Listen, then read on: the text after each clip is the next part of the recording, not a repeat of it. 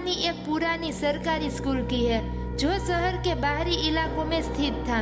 School की इमारत अब खंडर बन चुकी थी और पिछले कई सालों से बंद पड़ी थी, लेकिन इस स्कूल के बारे में एक डरावनी बात महसूस थी।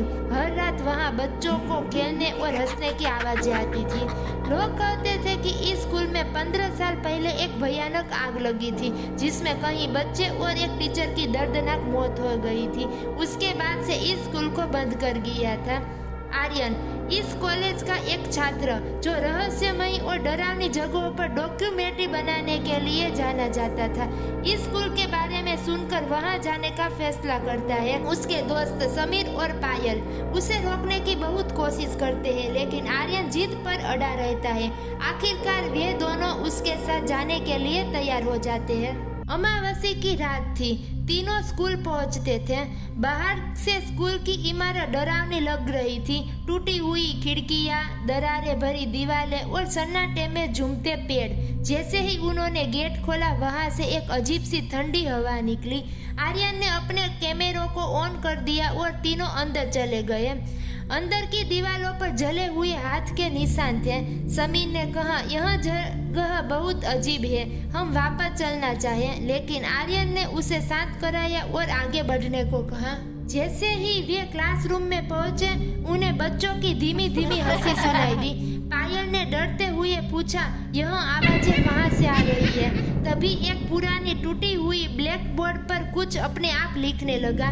तुम्हें यहाँ नहीं आना चाहिए था। तीनों घबराए गए, लेकिन आर्यन ने अपनी हिम्मत बनाए रखी। उसने कैमरे में ब्लैक बोर्ड की रिकॉर्डिंग शुरू कर दी। तभी एक डेस्क अपने आप हिलने लगा और किताबें नीचे गिर गई। किताब का पहला पन्ना जला हुआ था, लेकिन उस पर एक नाम लिखा हुआ था, मिस अंजलि। तीनों ने स्कूल के पुराने स्टाफ रूम में जाने का फैसला किया। वहां उन्हें एक अलमारी मिली जिसमें कई पुराने फाइलें थी। फाइलों में से एक में मिस अंजलि का जिक्र था। वह इस स्कूल की टीचर थी जिसकी आग में मौत हो गई थी। तभी स्टाफ रूम का दरवाजा जोर से बंद हो गया। पायल चिल्लाई, यह सब सच में हो रहा है। समीर ने दरवाजा खोलने की कोशिश की, लेकिन वह नहीं खुला। तभी कमरे के कोने में एक गुगली आकृति नजर आई। यह एक औरत थी जिसकी साड़ी जल चुकी थी और चेहरा बुरी तरह से झुलसा हुआ था। औरत की आंखें खूनी जैसी लाल थी। उसने गुस्से में कहा, तुमने मेरी नींद खराब की है, अब तुम यहाँ से बचकर नहीं जा सकते। आर्यन ने हिम्मत दिखाते हुए उससे पूछा, तुम कौन हो? औरत ने चिल्लाते हुए कहा, मैं मिस अंजलि हूँ। इस स्कूल के बच्चों की मौत में मुझे दोषी माना गया है, लेकिन लोगों ने मुझे दोषी ठहरा है। मैं आत्मा बन चुकी हूँ। मेरी आत्मा अब तक यहाँ फंसी हुई है। आर्यन ने पूछा, हम तुम्हारी मदद कैसे कर सकते हैं? मिस अंजलि ने बताया कि उस दिन स्कूल में आग एक षड्यंत्र का हिस्सा थी जिसे स्कूल प्रशासन ने अपनी गलती छुपाने के लिए दबा दिया था।